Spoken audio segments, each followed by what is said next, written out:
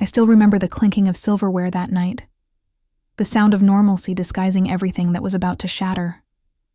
My mother had made her usual roast chicken, the one she saved for family nights. The smell filled the house, but it felt heavier than usual, almost suffocating. My father sat at the head of the table, half listening to my sister brag about a new designer bag her boyfriend bought her. I smiled when she looked at me, but she only gave a polite, empty glance before turning back to her phone. Something in the air felt off. I couldn't name it yet, but I could feel it pressing against my chest like humidity before a storm. They talked about travel plans, promotions, upcoming parties. Every topic seemed designed to remind me of how small my world was compared to theirs. When I mentioned that my company had started downsizing, my mother sighed as if I'd announced another inconvenience. "You'll find something," she said, but her tone carried no warmth, only fatigue. My father didn't look up from his plate. My sister chuckled softly, swirling her wine. It wasn't cruel at first, just dismissive. But that indifference hurt more than open hostility. I tried to focus on my food, pretending I didn't notice the tension. I had spent the day cleaning their house before dinner, making sure everything was perfect. Maybe that's what made it sting worse. That I was trying so hard to be part of a family that no longer saw me. My sister poured herself another glass, her laughter growing sharper. "You know," she said suddenly, "it's funny how you still live here. Don't you ever get tired of depending on everyone?" The question hit me like a slap, though her tone was playful enough to pretend innocence. My fork paused midair. My mother gave her a look that wasn't disapproval, more like caution. Not now.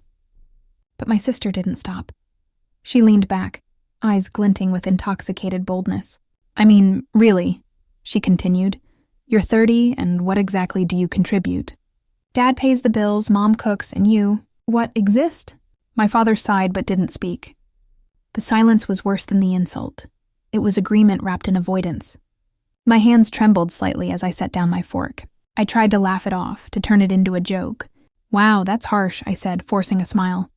But my sister wasn't done. She looked directly at me now, her voice losing its playfulness. "You are a burden, you know. We all think it. We just never say it out loud." The words cut through the room like glass breaking. For a second, even the air seemed to hold still. My heart pounded, heat rising to my face. I looked around the table, searching for someone to contradict her. For my mother's defense, my father's comfort, anything. But no one spoke. My mother fiddled with her napkin. My father took a sip of water. Their silence confirmed everything my sister had just said. I wanted to disappear. The humiliation burned so deep it almost numbed me. My throat tightened, but I refused to cry in front of them. I pushed my chair back slowly, the legs scraping against the hardwood floor like an echo of my breaking heart. "Excuse me," I murmured. No one tried to stop me. My mother whispered something about finishing dinner. My sister giggled under her breath. I walked to my room, every step heavier than the last. Behind the closed door, I finally let myself breathe, or tried to. The quiet of the house felt mocking, like the walls were still laughing at me. I sat on the edge of my bed, staring at the suitcase in the corner. I had used it last year for a short work trip, and for a fleeting moment, I imagined packing it again. Only this time for good. I wondered if they would even notice if I left. Maybe that was what hurt the most, the possibility that my absence would feel like relief to them. Downstairs, laughter resumed. It was faint but sharp enough to remind me that the world continued without me, that my pain was a private inconvenience they preferred to ignore. I wiped my eyes and forced myself to stand, walking to the mirror. My reflection looked smaller, weaker somehow, but beneath the exhaustion, I saw something flicker, something like resolve. I didn't know what I would do next, but I knew I couldn't stay here and keep shrinking under their indifference. When I stepped back into the hallway to grab a glass of water, I caught a glimpse of them through the dining room doorway. My sister was still talking animatedly, her face flushed from wine and self-satisfaction. My parents nodded along as if nothing had happened. The sight was strangely liberating. In that instant, I realized the family I'd been trying to please no longer existed, if it ever had. They'd replaced love with convenience and called it honesty. I went back to my room quietly, closed the door, and leaned against it.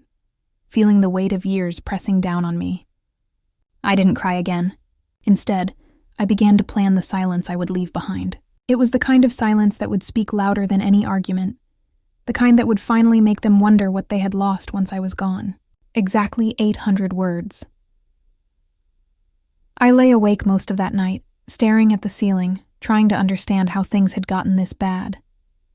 The words, "You are a burden," echoed in my head, looping like a cruel lullaby that refused to fade. It wasn't just about the dinner. It was everything that had led to that moment. All the years I had spent bending, giving, shrinking myself for a family that never seemed to see me. The realization came slowly, like dawn creeping through thick fog. This wasn't a sudden cruelty. It was a pattern that had been forming for years, one I had mistaken for love. When my father fell ill 8 years ago, I was the one who left my job in another city to move back home. He needed help, and my parents made it sound temporary. Just until he recovers, they said.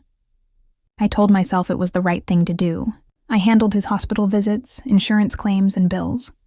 I cooked, cleaned, and took night shifts at a local store to keep the lights on when his income stopped.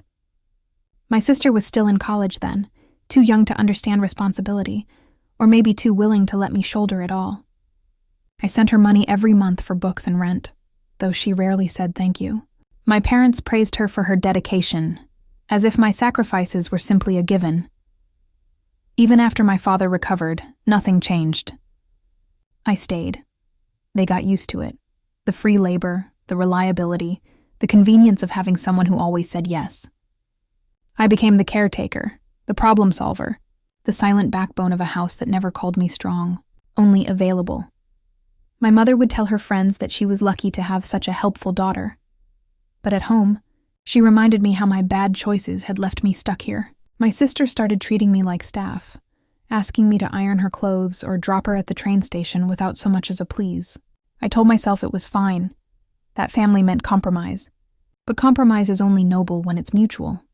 I think the shift happened quietly over time. They stopped seeing me as a person with my own dreams and began treating me as an extension of the house itself, useful, but invisible. When I finally tried to apply for jobs again, my mother complained that I was abandoning them.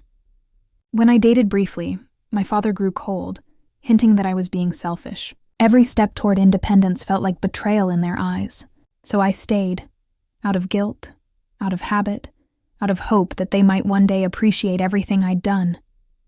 But appreciation never came. Instead, there were subtle reminders that I wasn't enough. When my sister got her degree, they celebrated for days. When I paid off a medical bill in full, they barely noticed. I told myself I didn't need their gratitude, that love wasn't about keeping score. Yet that night at dinner proved otherwise. Love without respect isn't love. It's servitude dressed as duty. As I lay in bed replaying every moment, I realized how long I'd been trying to earn affection that should have been unconditional. The little girl in me still believed that if I worked harder, helped more, gave everything, they would finally see me. But instead, each act of giving only made them expect more. I had trained them to take me for granted. I had built my own cage and then convinced myself I deserved it. The breaking point wasn't my sister's words. It was my silence afterward. Because for the first time, I didn't defend myself. I didn't argue or beg them to see my side. I just left the table. And that silence was heavier than any scream. It carried years of swallowed anger, sleepless nights, and broken pride. It carried the truth I had avoided for too long, that love can decay quietly, turning into something that looks like duty but feels like suffocation. How did it come to this? I whispered to myself in the dark. The answer was simple and devastating. It came from every moment I said yes when I wanted to say no, from every time I forgave without receiving an apology, from every time I chose peace over self-respect. It came from me believing that endurance was the same as love. That night, I stopped making excuses for them. For the first time in years, I let myself feel anger. Not the bitter kind that destroys, but the kind that awakens. It burned away the fog that had kept me small. I saw my family for who they truly were. Not monsters, but people who took because I allowed them to. And I saw myself clearly too. Not a burden, but someone who had carried everyone else for far too long. That dinner wasn't the beginning of my pain. It was the end of my denial. Exactly 700 words. The first night in my new apartment felt both terrifying and liberating. The studio was barely bigger than my parents' laundry room. A single window, a flickering light, and walls that smelled faintly of old paint. I set down my one suitcase and sat on the floor, listening to the silence.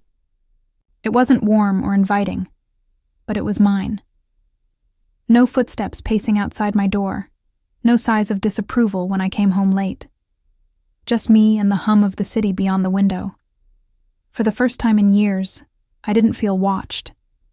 I felt free and painfully alone. The early weeks were brutal. I had taken a low-paying office job as an assistant at a small logistics firm, mostly data entry and filing. The pay barely covered rent and groceries, but I didn't care. Every morning, I woke up before dawn, made instant coffee, and took the bus across town. My clothes smelled faintly of detergent from the coin laundromat downstairs, and my meals were whatever I could make with a single pot. Noodles, eggs, sometimes canned soup. But as strange as it sounds, I found comfort in the struggle. It was simple. Honest. Every small victory, paying a bill on time, buying fresh fruit, felt like proof that I could survive without them. At work, I kept to myself at first. I wasn't used to people asking how I was doing without expecting something in return. Most of my coworkers were polite but distant, until one afternoon when a woman named Mia offered me half her sandwich during lunch. I tried to refuse, embarrassed, but she laughed and said, "You look like someone who hasn't eaten anything green all week." She wasn't wrong. From then on, we started sitting together. She had an easy warmth about her, the kind that didn't demand or judge. Slowly, conversation turned into friendship. She'd tell me stories about her chaotic family dinners, and I'd listen, half envious, half grateful she didn't pry into mine. One rainy evening after work, she noticed me hesitating at the bus stop and offered me a ride home. I almost said no, instinctively wary of taking up space, but she insisted. As we drove through the soaked streets, she talked about starting over. After her divorce, how she lost everything but her peace of mind. "Sometimes," she said, glancing at me, "you don't realize how heavy something is until you finally set it down." I stared out the window, rain blurring the world into soft gray streaks, and realized how true that was.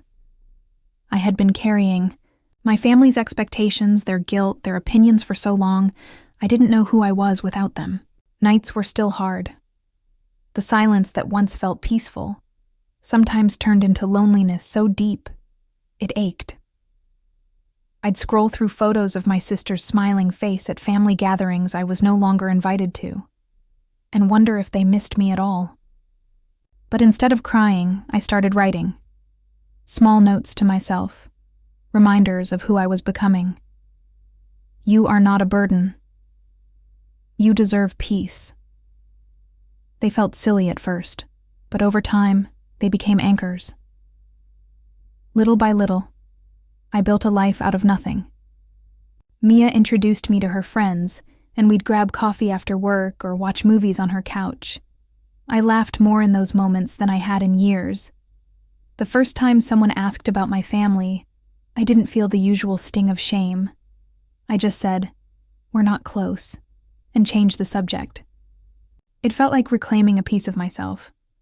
I learned to enjoy small rituals, buying flowers from a street vendor on Fridays, taking long walks with music in my ears, cooking something decent once a week, even if it meant stretching my budget. Life was still fragile, but it was mine. And each day I survived without their approval made me stronger. I wasn't just existing anymore. I was healing. One morning, I woke up before my alarm, sunlight spilling across the tiny room, and realized I wasn't afraid of the day ahead. The loneliness hadn't vanished, but it had softened into something quieter, almost gentle. I smiled to myself, breathing in the stillness. I had started over from nothing, and somehow that nothing had become enough. Exactly 700 words.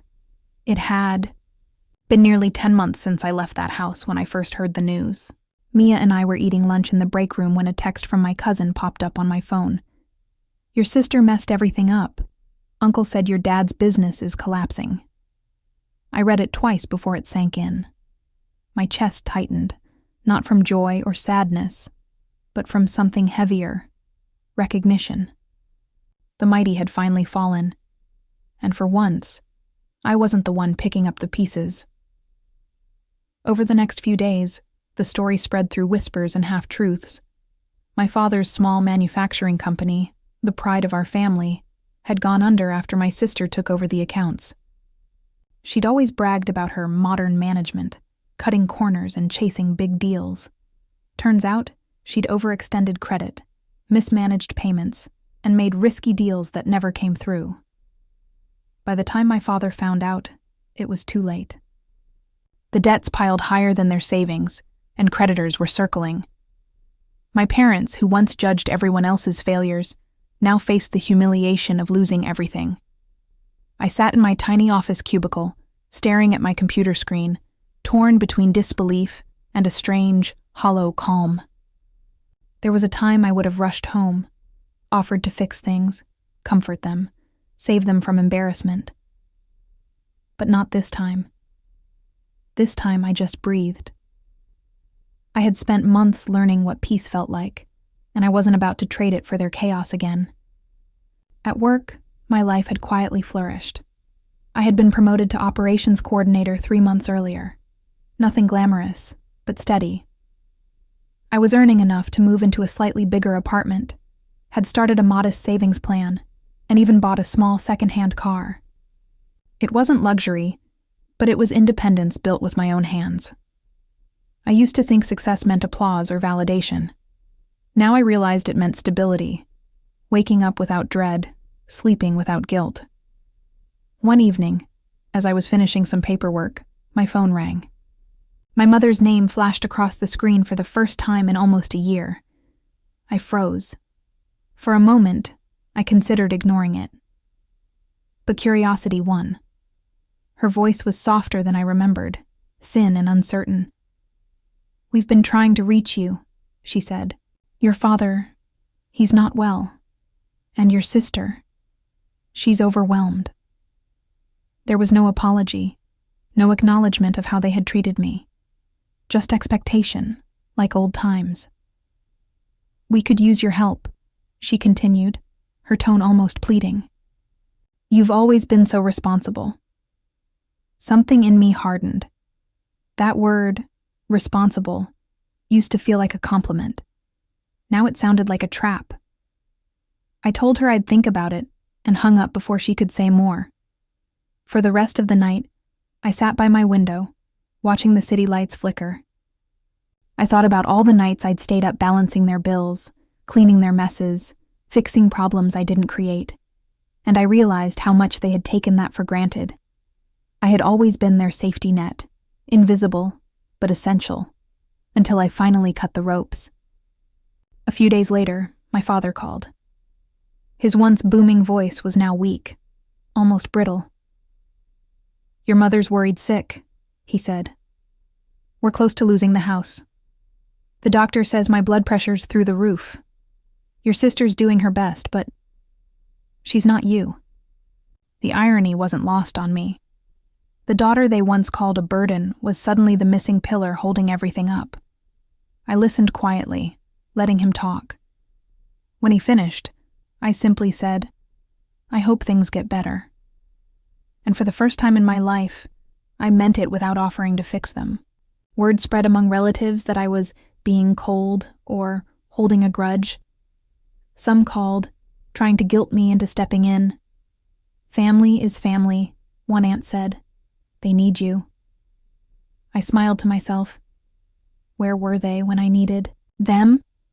When I was crying in silence, called useless, unwanted, unworthy? I owed them nothing. Still, I wasn't cruel. I sent a small sum through my cousin to help with medication, anonymously. It was the last thing I did for them, not out of duty, but closure. Watching their downfall from a distance was bittersweet. I didn't rejoice, in their pain, but I couldn't deny the satisfaction of seeing truth unfold. For years, they believed I was weak because I served quietly. They mistook kindness for helplessness. But now, stripped of wealth and pride, they were finally facing what I had always known. Dependence is a fragile thing. One evening, Mia and I sat on her balcony sipping tea as I told her what had happened. She listened, then said softly, "Maybe it's not revenge. Maybe it's balance." I nodded, feeling the weight of her words settle in my chest. She was right. This wasn't revenge. It was justice taking its natural course. Karma didn't need my interference. It worked just fine on its own. That night I lay in bed, no longer haunted by the past. The people who once made me feel like a burden now depended on me to survive. And the woman they dismissed as powerless had quietly built a life stronger than their entire empire. For the first time, I didn't feel pity or anger, just peace. I had finally learned that walking away was the most powerful act of all. Exactly 800 words. It arrived on a Thursday afternoon, buried between bills and a grocery store flyer. The envelope was pale cream with my sister's handwriting across the front. Elegant, controlled, and painfully familiar. I stared at it for a long time before opening it. My hands trembled slightly, not from fear but from something colder, memory. When I finally tore it open, the scent of her perfume hit me first. Inside was a neatly typed letter on my father's old company stationery. She began with pleasantries, the kind that pretended nothing had happened. "I hope you're doing well," she wrote, followed by a carefully worded update about our parents' health and the difficult financial circumstances we found ourselves in. Her words were polished, almost rehearsed, like she was addressing a stranger, not the sister she once called a burden. Then came the heart of it. "We might lose the house unless we can cover the mortgage by the end of next month. I know you're doing well now, and I'm asking you, begging you, to help." I felt my pulse quicken as I read the next lines. She painted herself as the martyr, taking care of sick parents, carrying everyone's weight, barely sleeping, holding on for the family's sake. She even wrote, "I never meant what I said that night. You have to understand, it was the wine talking." I almost laughed. It wasn't the wine. It was truth loosened by it. Every sentence reeked of manipulation wrapped in guilt. She wasn't asking for help. She was reminding me of who I used to be. The obedient one. The fixer. I placed the letter down and leaned back in my chair, staring at the ceiling. The nerve of it all. After everything, she still believed I'd jump at her call. The part that hurt most wasn't the request itself. It was how easily she assumed I'd forgotten. Forgotten the silence after her words, the way no one followed me out of that dining room, the months of empty birthdays and unanswered messages. Mia found me that evening, the letter still on my coffee table. "You okay?" she asked. I handed it to her without saying a word. She read it quietly, her brows knitting tighter with each paragraph. When she finished, she folded it neatly and looked at me. "You know what this is, right?" she said softly. "It's bait. They want you back in their story, but only as the savior again." Her words pierced through the fog in my head. I wanted to believe my sister had changed, that maybe this letter was a fragile bridge. But deep down, I knew it wasn't. It was the same pattern dressed in desperation. Still, I couldn't shake the ache in my chest. They were my family. Or at least they used to be. That night, I couldn't sleep. The letter sat on my nightstand, whispering old guilt into my thoughts. Part of me wanted to tear it up, throw it away, erase it like they once erased me. But another part of me, quieter, wiser, knew I needed to respond. Not to save them, but to end this cycle once and for all. Mia was right. Closure might be worth more than revenge. And maybe, just maybe, this letter was my chance to write the final chapter on my own terms. Exactly 600 words. I chose the same restaurant on purpose. The same soft golden lighting. The same expensive silverware. The same faint smell of rosemary and wine that used to make me feel small and out of place. But this time I wasn't walking in as their burden. I was walking in as someone they no longer recognized. It had been over a year since that dinner, the night my sister shattered whatever illusion of family I'd been clinging to. I arrived 10 minutes early, dressed in a tailored cream suit and simple gold earrings. Confidence wasn't something I had to perform anymore. It sat quietly on my shoulders, the way peace does after a long storm. When the waiter led me to the reserved table, I saw them already seated, my parents and my sister. They looked smaller somehow. My father's face was thinner. My mother's hands fidgeted with her napkin, and my sister's eyes darted nervously between the menu and the door, as if afraid I might not come. When they saw me, they froze. My mother was the first to speak. "You look so different." Her voice trembled between awe and discomfort. My father nodded stiffly, his pride forcing out a strained, "You've done well for yourself." My sister forced a smile that didn't reach her eyes. "We're really glad you came," she said, her tone dripping with practiced sincerity. I simply smiled, sitting down across from them. "Of course," I replied. "It's been a long time." For a few minutes, the air was filled with small talk, awkward, brittle, like walking barefoot over glass. They asked about my job, my apartment, my new life. I answered politely, offering little. My sister complimented my outfit, then quickly segued into how difficult things had been for them. The conversation tilted as I knew it would. Soon the smiles vanished, replaced by sighs and trembling voices. My mother dabbed her eyes with a napkin. "We've made mistakes," she said. "But family should help family. You've always been the strong one." My sister leaned forward, rehearsed vulnerability painting her every word. "I said terrible things that night. I was drunk, stupid, jealous maybe. But I need your help now. We're about to lose the house and Dad's health." Her voice broke for effect. I watched her, remembering the sharpness in her eyes that night when she called me a burden. The irony wasn't lost on me. The same table, the same setting, but now the roles had reversed. I listened, calm and silent. My fingers traced the rim of my glass as their pleas grew heavier. My father cleared his throat, his pride crumbling. "You've always been the dependable one," he said. "We're asking for a loan, just until things settle. You know we'd do the same for you." I almost laughed. "Would you?" I wanted to ask. "Would you have opened your door when I stood in the rain that night? Would you have called even once when I left?" But I didn't speak. I just smiled faintly and let the silence stretch. It was almost poetic, this reversal. Months ago, I had sat in this same seat, humiliated and voiceless while they dined without guilt. Now, I was the one watching them squirm under the weight of words unspoken. Every second of silence felt like quiet justice. The waiter came by and I ordered calmly, as if nothing serious were being discussed. They looked confused, desperate.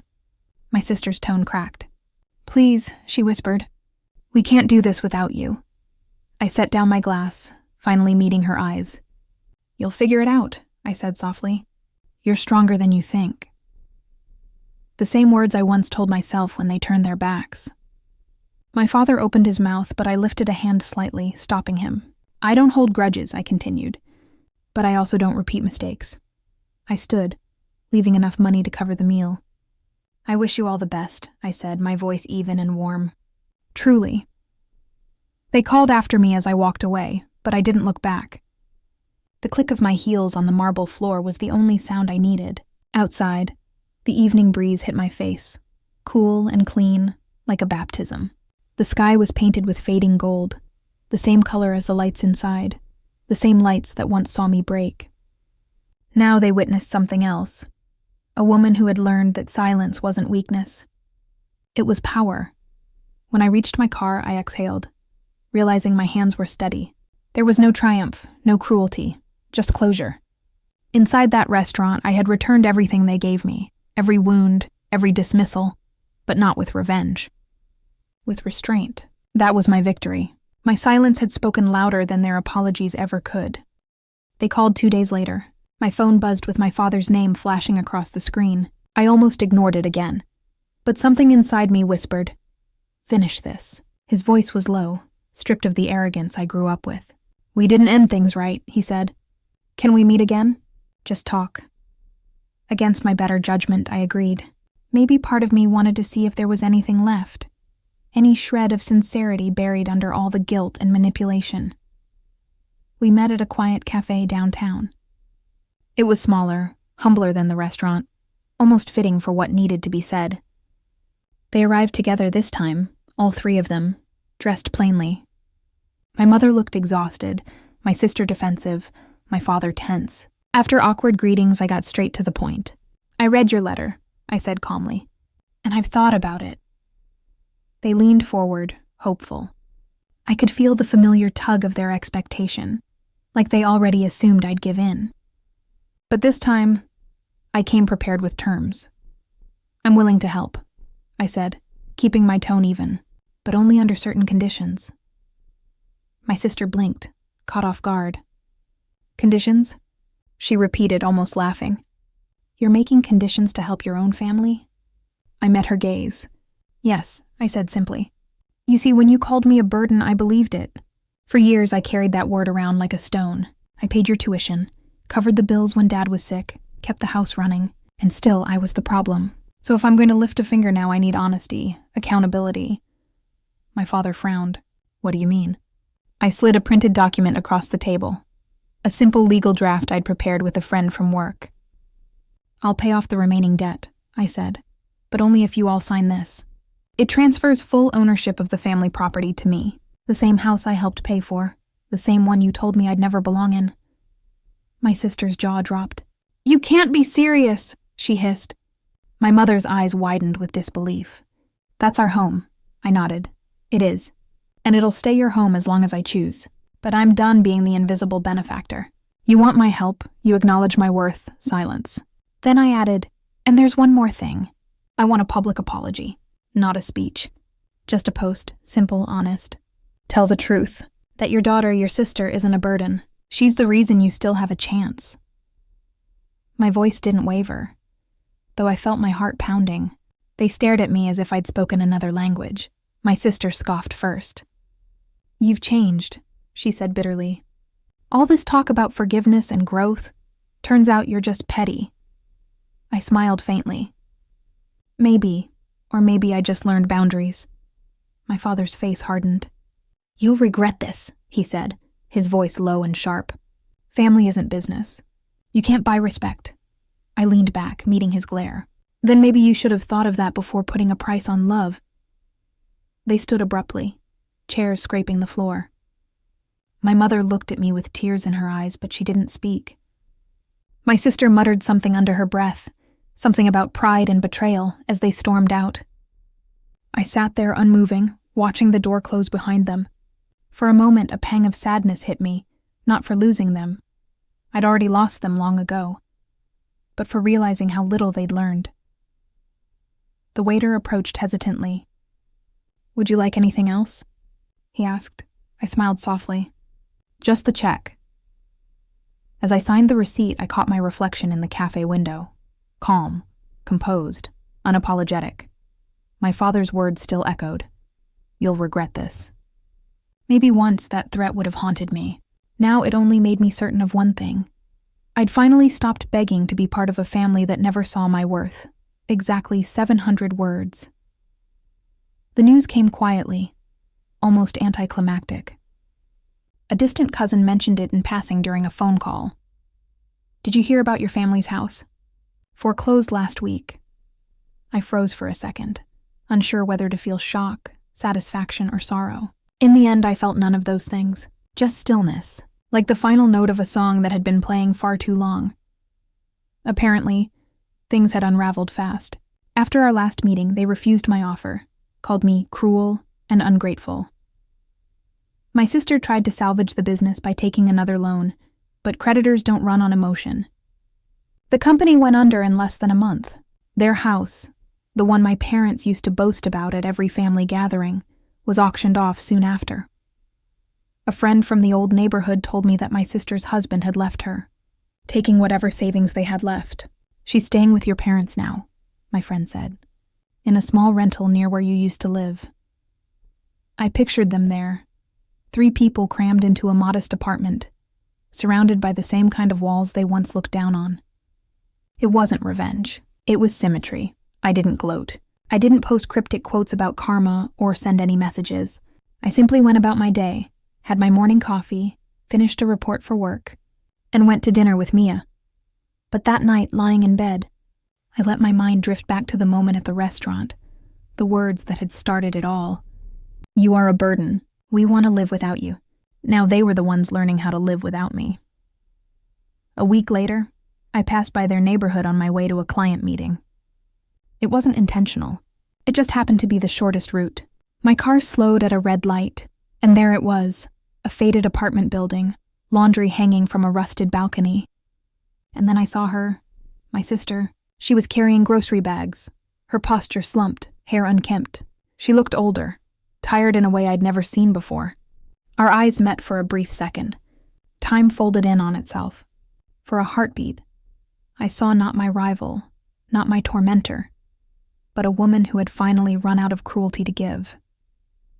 She looked away first. I didn't wave. I didn't honk. I just drove off when the light turned green. My chest felt heavy, but not with anger. More like closure. It was strange, how peace could coexist with melancholy. At work, life was blooming. My promotion had made things easier, and Mia and I were planning a small trip out of the city. I'd started volunteering at a community shelter on weekends, something that once would have earned mockery from my sister. But now, helping others didn't feel like a burden. It felt like freedom. Every so often, a part of me wondered how they were doing. If they were eating well. If my mother still hummed the same lullabies when she cleaned. I wasn't naive. I knew they'd never apologize, never truly change. But I also knew that wishing them misery would only chain me back to them. So instead, I wished them peace. Not reconciliation, just peace. The kind you earn when the noise finally dies down and you face yourself in the mirror. One evening, I found an envelope in my mailbox. No return address, but the handwriting was familiar, my mother's. Inside was a short note. "We are okay. Please don't worry. Take care of yourself." That was all. No guilt, no plea, no manipulation. Just words that felt human again. I smiled faintly and placed the letter in my drawer. It didn't erase the past, but it softened it. Life had balanced the scales, yes, but it had done more than that. It had taught me that justice doesn't always roar. Sometimes it whispers. Karma didn't arrive with thunder or spectacle. It came quietly, gently, like the tide retreating after years of crashing waves. And in that calm, I found something I had been searching for all along. Not triumph, not revenge, but peace. Exactly 700 words. It was past midnight when my phone rang. The sound sliced through the quiet of my apartment, sharp and urgent. I almost didn't answer. It was raining outside, a steady rhythm against the window, and I'd just started drifting toward sleep. But when I saw the name flashing on the screen, Mom, my chest tightened. Something inside me already knew. Her voice was trembling. "It's your father," she said between gasps. "He's in the hospital. Stroke. They don't know if he'll make it." The words hung in the air, suspended like raindrops about to fall. For a moment, I couldn't breathe. My heart stuttered, not from love, not from fear exactly, but from the collision of both. The silence after that was deafening. 1,000 memories pressed against me at once. His dismissive stares, his tired sighs, the way he used to nod approvingly when my sister mocked me. Yet beneath all that, I remembered the rare mornings when he'd quietly leave a cup of tea by my door, or fix the broken light in my room without saying a word. I didn't know if that was love, guilt, or habit, but it was enough to make my decision clear. I grabbed my coat and stepped out into the rain. The city was nearly asleep, its lights blurry through the downpour. My umbrella flipped inside out with the wind, and I laughed bitterly at the irony. After everything, here I was again, rushing to them. The hospital smelled like antiseptic and exhaustion.